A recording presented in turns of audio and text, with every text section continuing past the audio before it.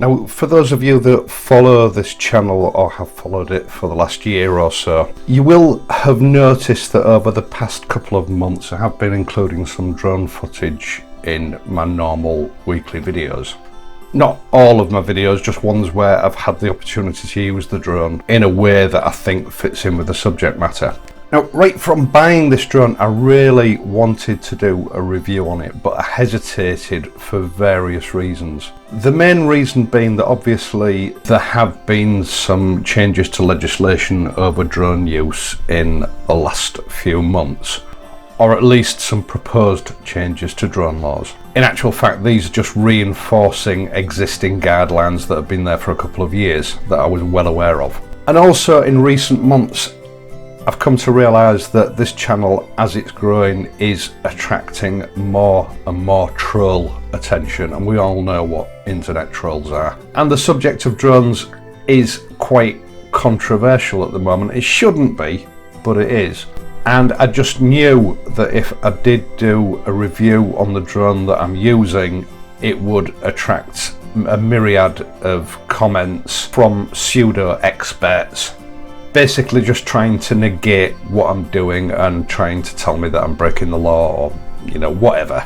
So before we get started on this video, I would like to point out that before I made the purchase of this current drone that I have, I did for 2 years own and practice with a small, what I refer to as a practice drone. It was actually just a toy. Also throughout this period, I made myself fully conversant with all the rules, regulations and laws relating to drone use here in the UK. I have also corresponded with the Civil Aviation Authority here in the UK as to what constitutes commercial use of a drone in this country and the subject of licensing. So for the avoidance of doubt, any flights that I make with this drone, whether for the purposes of making a video or not, all those flights are made in full compliance with the current laws and regulations. Right, now we've got that out of the way, I don't expect to see any silly comments. Let's get on with it. This is not a full technical review of the drone that I'm using. There are literally dozens of in-depth technical reviews on the Mavic Air made by people who are far more qualified than myself to go through the full technical specifications of these small aircraft. So if you want to know more, by all means troll through those videos. There's some really good videos out there. What I want to talk about today is the use of a drone to a motovlogger like myself and why I eventually settled on the DJI Mavic Air. Now, camera drones are different things to different people. Some just see them as a toy. Some people see them as a nuisance and a public menace. But I'm an amateur videographer, and when I see a camera drone, what I see is a camera that can fly. I think of it as a three-dimensional tripod. It can go places that I can't go with a camera. It can get to heights that I can't get to with a camera. It enables me to capture footage from angles and from heights that I just wouldn't be able to achieve by any other means. And even close up and low down to the ground, it allows me to be able to carry out movements which would be very difficult with a normal handheld camera. And in so many ways, a camera drone enables you to capture shots which 5 or 10 years ago would have cost tens of thousands of pounds to achieve with conventional aircraft. In short, it allows me to add additional high quality production value to my videos in the hope that they will be more enjoyable to the likes of you, my viewers. And that is all I see a camera drone as. It's a tool, it's a camera that allows me to be able to achieve certain shots that I wouldn't otherwise be able to achieve. So to that end, it must have a decent quality camera. It doesn't have to be the best in the world, but it needs to be decent quality. It's got to be affordable, and probably more importantly, because this is a bike channel and I travel around on a bike, it needs to be small enough that I'm able to carry it along with all the associated equipment on a bike.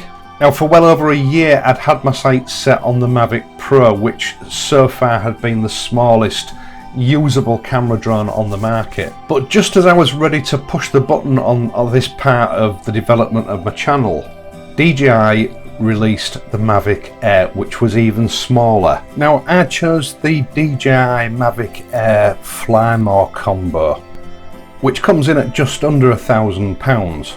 And this kit comprises of the drone and the remote control, as you would expect, but it also includes 2 extra batteries, which come in very handy, some additional propellers, and a 4 battery charger.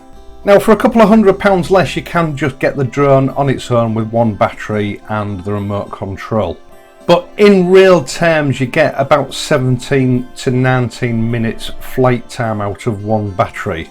So the additional batteries give you the facility to stay in the air longer, and this is a facility that I have been glad of on 1 or 2 occasions already. They come with this really neat carrying case which carries all of the gear, and the Mavic Air itself is tiny. Now, when fully folded up, although it's a lot thicker, it is only just a little bit bigger than an average size smartphone, with arms that unfold to allow you to actually put it into a flying state.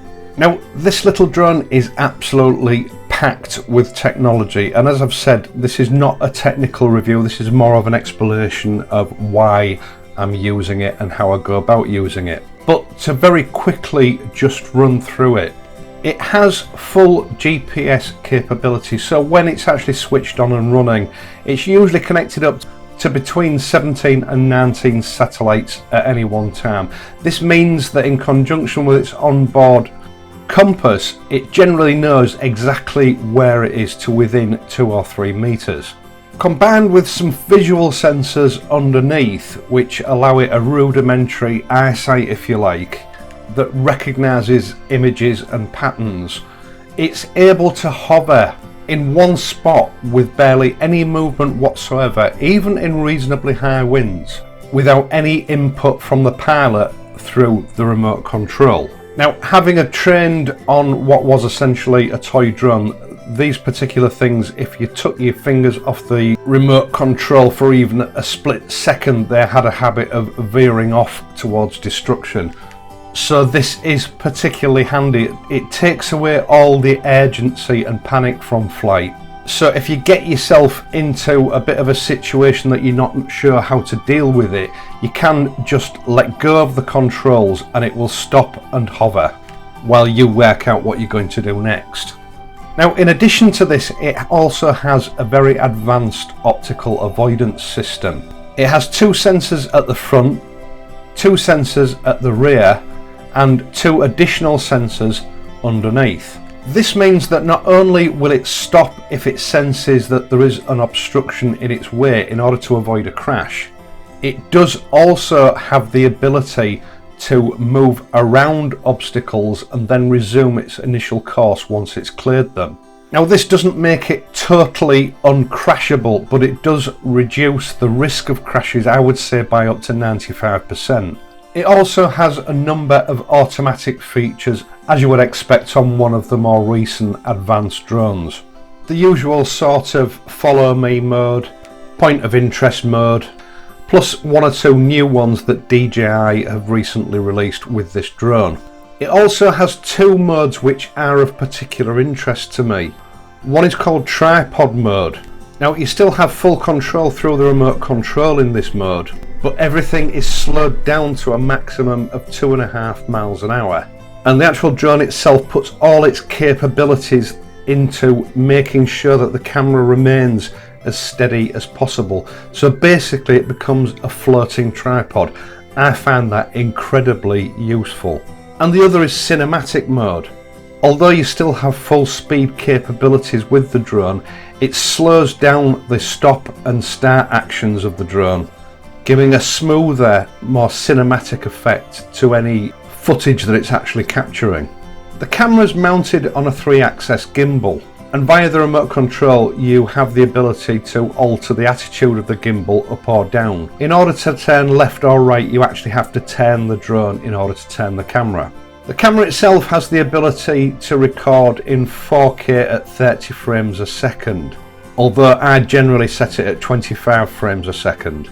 But what is unusual about this particular camera on this particular drone is that it's able to record at an amazing 100 megabits a second. And that's something that until recently you would only see on high-end consumer camcorders. It is limited by the size of its lens. It has a very small lens. But what I've discovered is that with some very careful editing and colour grading, as well as getting your camera settings right before you even start, you can produce some very cinematic, professional looking footage which is very clear even on a large screen. The Mavic Air comes with 8 GB of onboard storage, which is very handy, but for normal use you are going to require a pro grade SDXC micro SD card. All in all, this entire package is compact enough to fit in a small bag, and I can easily carry this along with a normal camcorder and a travel tripod in my Burley backpack. This makes this drone uniquely suitable for motorcycle travel, whether you're a motorcycle vlogger or you just want to carry something like this for a weekend trip away or on your holidays. I honestly don't believe there is a more capable drone in this size to price bracket available on the market. I read the other week that DJI are one of the largest camera manufacturers in the world. So this drone has a great pedigree. Most of the big budget movies that we watch these days with aerial footage, not to mention TV dramas and serials, now use DJI drones during the general making of the productions, albeit that they're considerably larger and more expensive drones than the Mavic Air. But I have heard reports more recently that makers of documentaries and travel programs have started to favour the Mavic Air because of its unique portability during travel, coupled with really good image quality. And that's one of the reasons that I chose it. Now, as I've already said, this video was just intended as an explanation as to why I've started using a drone. But if this video has whetted your appetite, I will leave an Amazon link for this drone should you want to have a look at it and perhaps buy one. But please don't tell your wife that you bought it because of one of my videos. Now, I hope you've enjoyed this video and that you found it useful. If you have enjoyed it, please leave a like and subscribe to my channel. I am going to be back on Friday as usual, so until then, please ride safely, fly safely, and I'll see you soon.